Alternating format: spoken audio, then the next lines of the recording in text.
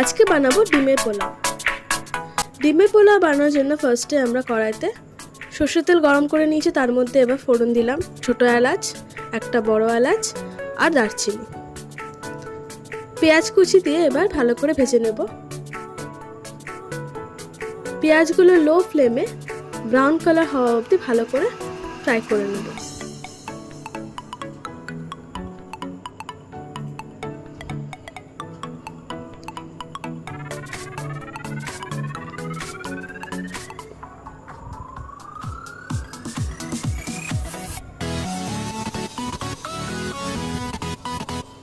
এরপর 2 চামচ মতন আদা রসুন বাটা দিয়ে দিলাম।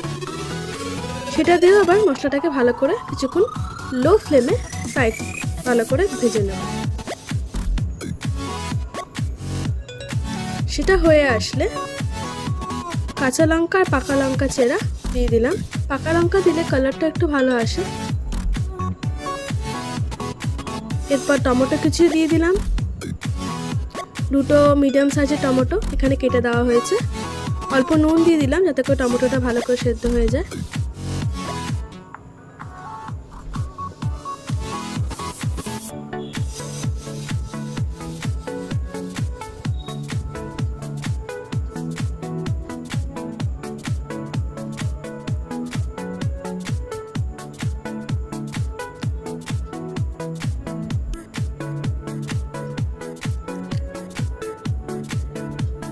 এরপর এর মধ্যে অল্প হলুদ গুঁড়ো আর বাদবাকি যা মশলা আছে এগুলো আস্তে আস্তে দেওয়া স্টার্ট করব।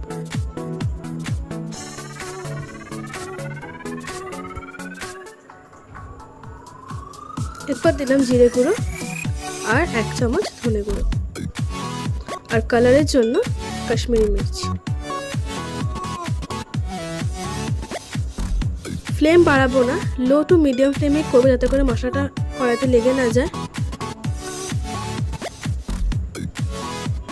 এরপর টক দই বড় চামচে 2 চামচ দিলেই হবে, সেটা একটু দিয়ে দিলাম।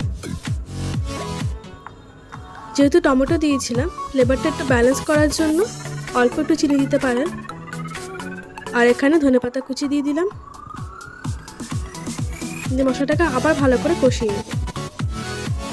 মশলা থেকে তেল ছেড়ে আসলে এবার এর মধ্যে বাসমতি ভিজিয়ে রেখেছিলাম,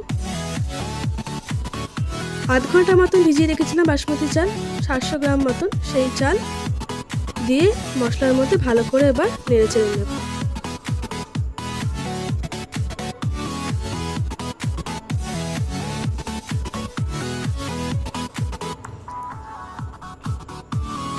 এবার এখানে জল দিয়ে নিলাম চালটা সেদ্ধ করার জন্য। জল সবসময় যতটা চাল দেবেন তার থেকে ঠিক 1 কড় মতন উঁচুতে থাকবে। জল দিয়ে এবার এটাকে ঢেকে দেব। ফুটে আসলে এখানে আলু ভেজে রেখেছিলাম 2টো, মাঝখান দিয়ে কেটে 2টো আলু ভেজে রেখেছিলাম, সে আলুটা এবার দিয়ে দিলাম। চাল আমাদের 70% হয়ে এসেছে।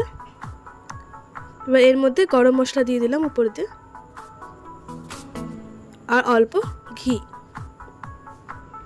ঘিটা অফকোর্স অপশনাল, আপনারা চাইলে দিতে পারেন, না চাইলে না দিলেও হয়। আর এখানে ধনেপাতা কুচি দিয়ে দিলাম। দিয়ে আবার কিছুক্ষণ 5-6 মিনিট মতো ঢেকে রাখলাম।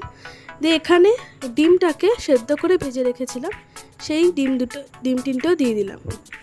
ডিম 3টে দিয়ে আবারও কিছুক্ষণ ঢেকে রাখবো, দমে রাখবো 10 মিনিট মতন। তারপরে আমাদের রান্না রেডি। এবার আমরা সার্ভ করে নেব।